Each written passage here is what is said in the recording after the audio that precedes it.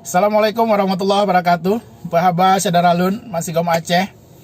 Mudah-mudahan kita semua masih diberikan kesehatan dan perlindungan oleh Allah Subhanahu wa taala dalam menghadapi ujian ini. Hari ini saya ingin kembali menyampaikan harapan saya kepada pelaksana tugas Gubernur Aceh selaku penanggung jawab terhadap nasib 5,3 juta rakyat Aceh.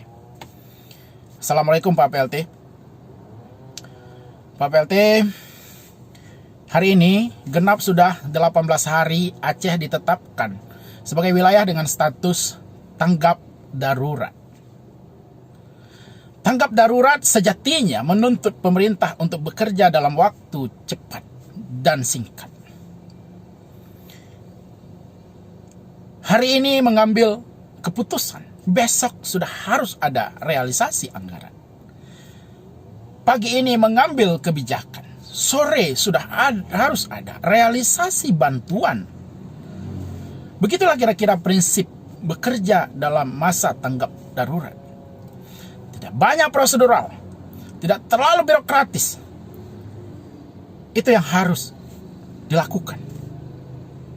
Tapi faktanya, sampai 18 hari pasca penetapan Aceh dengan status tanggap darurat, belum ada satupun paket kebijakan anggaran pemerintah Aceh yang dirasakan manfaatnya oleh masyarakat, oleh tenaga medis.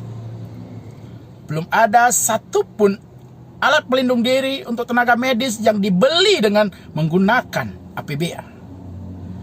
Belum ada 1 rupiah pun insentif untuk tenaga medis yang disalurkan dari sumber APBA.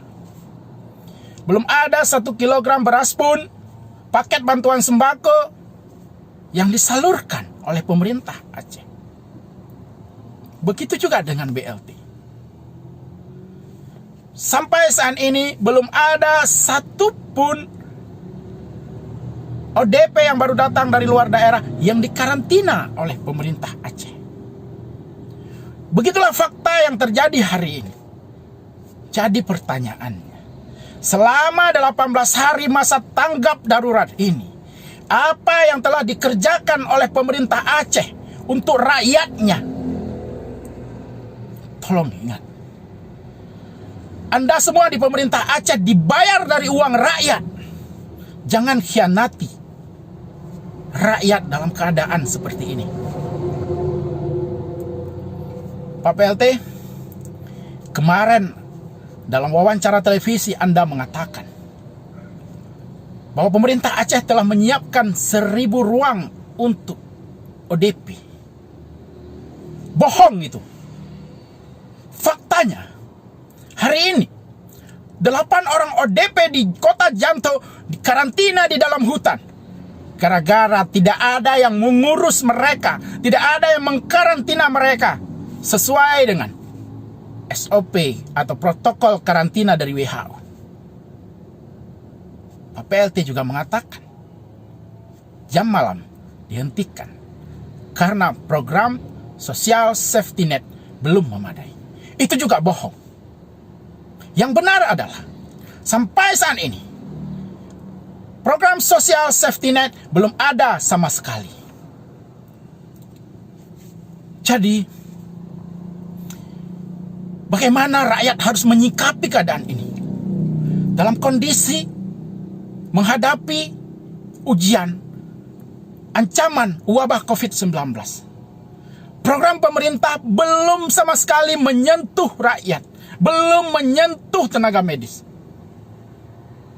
Baru hanya penyiapan ruangan untuk perawatan suspek COVID-19 yang dilakukan. Sementara yang lain belum. Kenapa bisa sangat lambat seperti ini? Kami iri, kami cemburu pada gubernur-gubernur provinsi lain, Pak PLT. Gubernur Sumatera Utara, gubernur DKI, gubernur Jawa Barat, Jawa Tengah, Jawa Timur. Setiap hari mereka berdiri di hadapan rakyat, menyampaikan motivasi, menyampaikan paket-paket kebijakan anggaran, sehingga rakyat merasakan bahwa pemimpinnya, gubernurnya ada di tengah-tengah mereka. Rakyat merasa tenang. Rakyat diberikan semangat sehingga tidak menimbulkan kepanikan. Dan rakyat di daerah tersebut menjadi lebih patuh pada arahan pemimpinnya. Karena arahan diikuti dengan bantuan. Kami tidak lihat itu di Aceh, Pak PLT. Entah di mana Pak PLT bersembunyi. Sesekali hanya muncul melalui media pemberitaan. Padahal harapan rakyat, Pak PLT berdiri di garda terdepan untuk menanggulangi ancaman wabah di depan mata kita. Pak PLT harus hadir di tengah-tengah rakyat. Itu harapan rakyat. Sampaikan kebijakan dan segera realisasikan. Itu harapan rakyat. Tapi itu tidak terjadi, Pak PLT. Pak PLT, Anda harus ingat, Anda bukan raja di Aceh saat ini. Jabatan Anda diberikan mandat oleh rakyat. Karena itu, mohon Pak PLT, libatkan semua stakeholder yang ada di Aceh. Tidak bisa terus-menerus Anda one man show seperti ini. Rakyat yang akan jadi korban. Saya dapat informasi.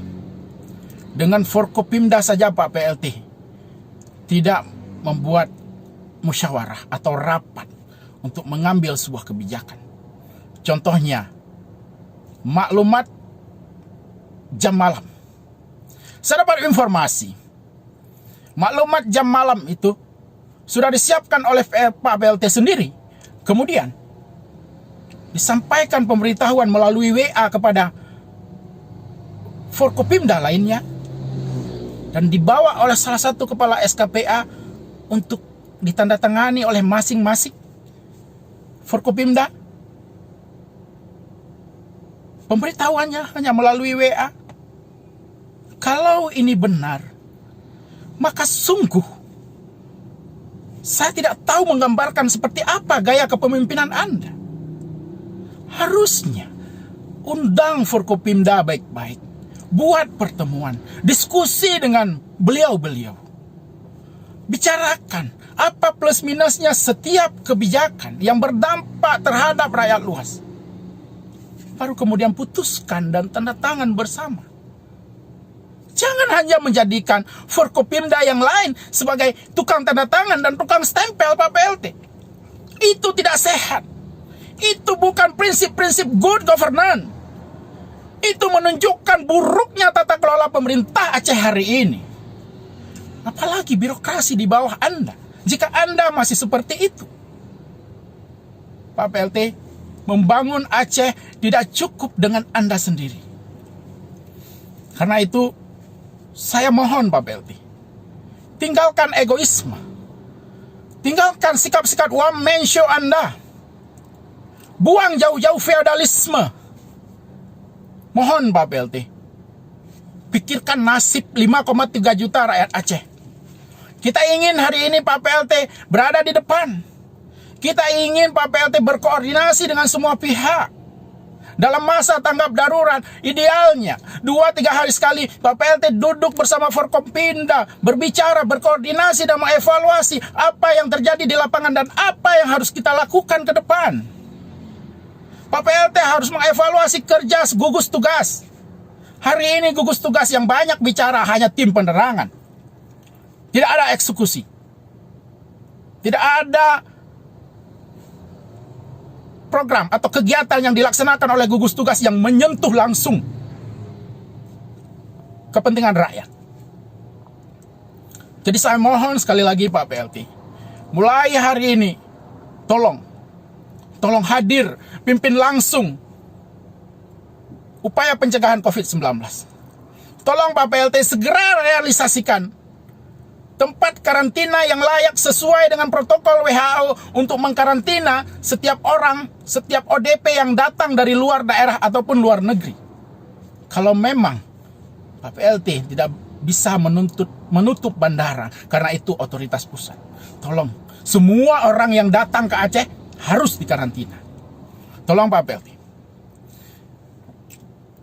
Rakyat menanti kebijakan-kebijakan konkret. Kebijakan-kebijakan yang segera bisa dieksekusi. Bukan hanya bicara, menyampaikan harapan-harapan abstrak yang belum tentu jadi kenyataan, yang nantinya hanya sekedar PHP. Bukan itu yang ditunggu oleh rakyat. Rakyat butuh kepemimpinan yang kuat. Ya, rakyat butuh seorang strong leadership. Karena itu, saya mohon maaf jika saya agak menggebu-gebu, agak terasa keras bicaranya. Pada dasarnya, kami ingin melihat Bapak PLT berhasil memimpin penanggulangan COVID-19.